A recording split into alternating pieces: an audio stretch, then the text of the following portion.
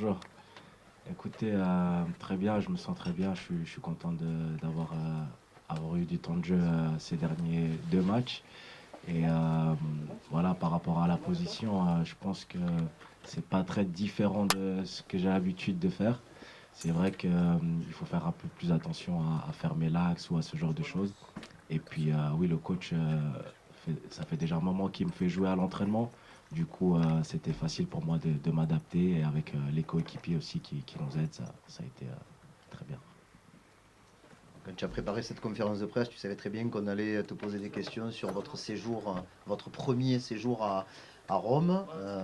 D'un point de vue collectif, comment vous vous êtes senti, comment tu as senti le groupe et est-ce que pour vous, c'est facile de se dire que, alors qu'on a une semaine de préparation normale, entre guillemets, on est à la maison. Alors, le groupe, on s'est très très bien senti. On a très bien travaillé avec le coach, le staff. On a vraiment bien bossé cette semaine. Et en tant que tous les joueurs, on veut vraiment faire le maximum pour atteindre les objectifs. Et donc, si ça passe par une semaine à Rome ou deux semaines, je ne sais pas, on est content et on veut donner le maximum pour atteindre les objectifs. Jean-Claude. Bonjour Luis, deux questions pour moi aussi, s'il te plaît. Pour poursuivre là, sur cette question du stage, qu'est-ce qui change justement par rapport à quand vous êtes à Marseille? Qu'est-ce qui est différent le fait de partir à Rome plutôt que de rester ici? Je pense que la différence, c'est qu'on est tout le temps ensemble, ce qui fait qu'on crée une cohésion de groupe, on crée quelque chose euh, en dehors aussi des terrains, on est ensemble, donc c'est plus, je pense, par rapport à ça, la différence avec la commanderie. Deuxième question, c'est avant le match contre Monaco, ton compatriote Brelem Bolo a parlé de la relation qu'il avait avec toi dans un entretien à Nice Matin. Et il disait qu'il allait souvent au téléphone et que tu avais vécu des moments très difficiles cette saison. Est-ce que tu peux nous expliquer justement par quel état tu es passé entre le loft cet été jusqu'à redevenir titulaire ces derniers matchs? Oui, c'est vrai, avec Molo, on a une très bonne relation. Et comme vous savez, ça a été un temps difficile avec le loft, avec des temps de jeu plus faibles durant la saison. Mais moi, je suis quelqu'un de très positif et qui espère même au-delà des espérances. Donc, je suis content de commencer. Et voilà, quand ça va moins bien, il faut travailler, il faut rester concentré. Et puis, quand ça va bien, il faut aussi profiter et aller de l'avant. Romain. Bonjour Ulysse, deux questions également. Première, tu parlais du stage et au final ce que ça crée hors football, puisque vous vivez ensemble et des fois ce genre de stage, ça te permet, tu as un coéquipier, tu le vois un peu râleur sur le terrain, mais tu apprends à le connaître en dehors et du coup, ça fait qu'on accepte mieux ensuite. Est-ce que tu peux nous dire voilà, qui tu as découvert humainement sur ce stage, avec qui tu as pu discuter hors entraînement et tu t'es rendu compte, tu t'es dit putain, lui, je ne savais pas qu'il s'intéressait à ça. Voilà, quelles ont été tes découvertes un peu humaines sur ce stage? Ok, alors ouais, j'ai pris vraiment le temps de parler avec beaucoup de coéquipiers, mais je dirais avec Johnny, j'ai découvert quelqu'un que je connaissais pas autant. Et en tout cas, je suis très agréablement surpris par Johnny. Johnny, c'est Johnny Rowe. Oh, ouais, ouais, ouais, Johnny, Super. ouais. Et je voulais aussi on parlait un peu, Jean-Claude évoquait un peu les moments difficiles, et savoir si c'en était un pour toi quand Dedic est arrivé à la fin du mois de janvier, et qu'au début on se dit il va jouer à droite, nous, parce qu'il jouait à droite en Autriche, et puis le coach, certains coéquipiers disent non, mais lui il préfère jouer à gauche, ce qui de facto te rétrograder à la troisième place sur ce poste-là. Voilà, je voulais savoir comment tu avais vécu ça, comment tu l'avais appris, si c'était par les déclarations du coach, de tes coéquipiers, que tu avais appris que Dedic en fait était un concurrent pour toi. Alors non, ça n'a pas été un moment difficile. Je pense que quand tu es dans un gros club, il y a toujours de la concurrence, il y a toujours des nouveaux joueurs qui arrivent et en tant que joueur, on fait avec et on continue de bosser dur et d'espérer d'avoir du temps de jeu. Karim. Ce week-end, donc vous jouez Brest, c'est un match important, mais bon, toutes les semaines, on vous dira que c'est un match important, peut-être plus que la semaine d'avant. En plus, la journée a commencé par la victoire de Nice à Paris. Comment vous vous sentez? Tu as réintégré l'équipe, toi, depuis Monaco. Est-ce que tu sens une vraie progression? Est-ce que tu sens plus de sérénité, de calme à l'intérieur, autour de votre groupe, au moment de préparer ce rendez-vous qui coûtera que 3 points, mais 3 jolis points, quoi. Oui, on se sent très bien. On a la chance surtout de pouvoir jouer encore à la maison. Je pense que quand on gagne la semaine dernière, ça nous donne aussi de la confiance et de la sérénité pour préparer le prochain match. Donc oui, j'ai senti un groupe qui est confiant, qui a envie d'aller chercher les 3 points. Et voilà. Je reviens sur ton explication de départ, sur ton positionnement, où tu dis que ça ne change pas énormément, sauf qu'il faut être plus vigilant, essayer de bien fermer, bloquer l'axe. Mais on se rend compte que contre Monaco, tu fais un centre qui doit être décisif, mais qui ne va pas au fond. Contre Montpellier, tu vas provoquer toi-même le penalty. Tu donnes le ballon pour Johnny pour ce magnifique but. Comment tu te retrouves quand même dans des situations où, partant d'un axe gauche, tu es quasiment l'ailier gauche qui termine les actions, et comment tu travailles ça avec Quentin, puisque c'est un peu aussi son rôle. Oui, en partant de derrière, je peux lire plus facilement le jeu, ce qui fait que quand on bascule de droite à gauche, je peux voir quand est-ce que je peux attaquer l'espace.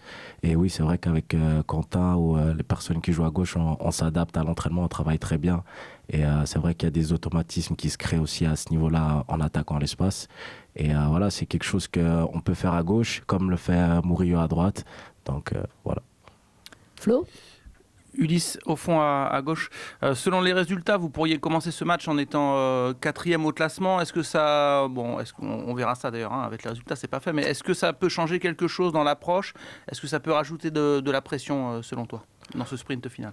Non, je pense pas. Je pense que ça fait déjà plusieurs semaines qu'on sait que le classement est serré.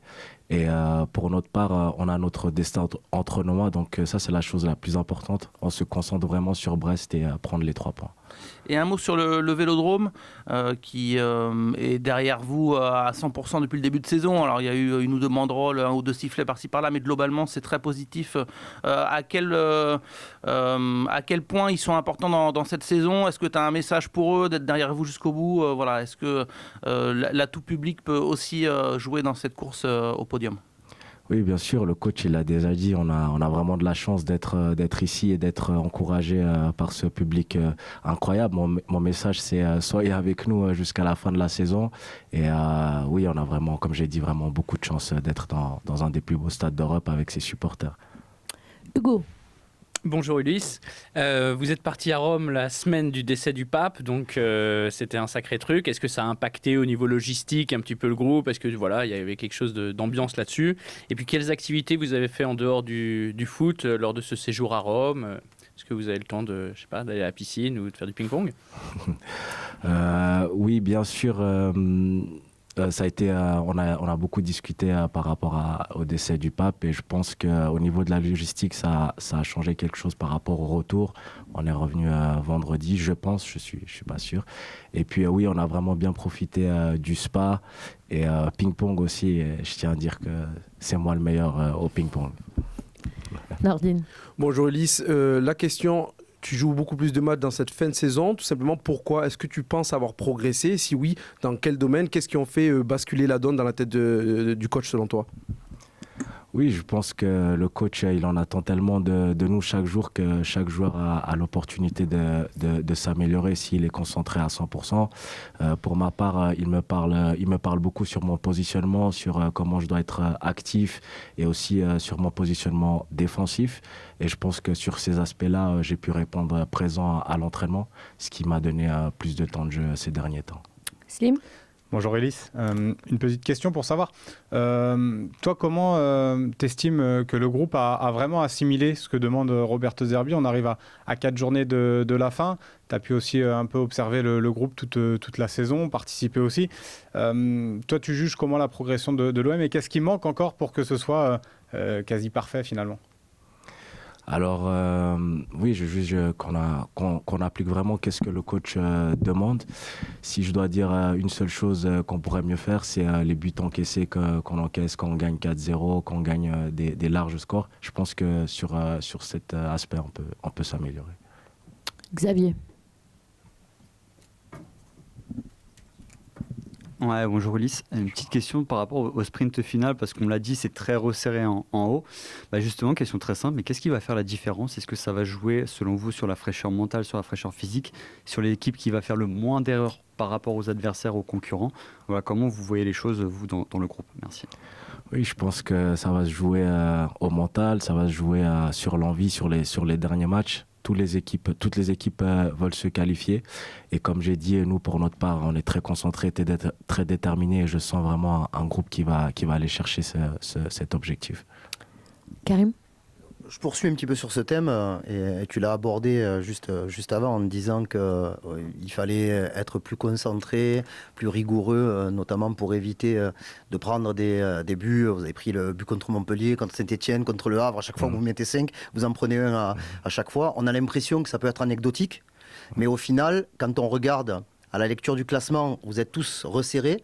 Et au niveau du goal average, il y a quand même il n'y a pas énormément d'écart entre les équipes. Ça peut faire la différence. L'objectif principal, c'est de gagner les matchs, bien entendu, mais à un moment donné, est-ce que vous êtes préparé aussi? Est-ce que vous en parlez dans la semaine avec le coach, avec le staff, de l'importance de la différence de but?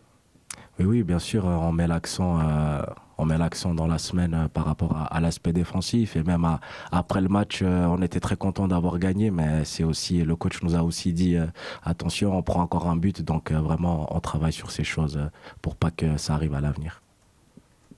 Et je voudrais, même si je ne te demande pas s'il va jouer, mais bon, Léo Balerdi était de retour à l'entraînement cette semaine. Il sera peut-être avec vous, il sera peut-être pas avec vous, on verra. Mais qu'est-ce que tu peux nous dire, parce qu'on a bien vu ce qu'il apportait quand il était là, quand il n'est pas là, ce que ça coûte, vous, à l'intérieur. Comment vous vivez cette relation avec votre défenseur central et capitaine?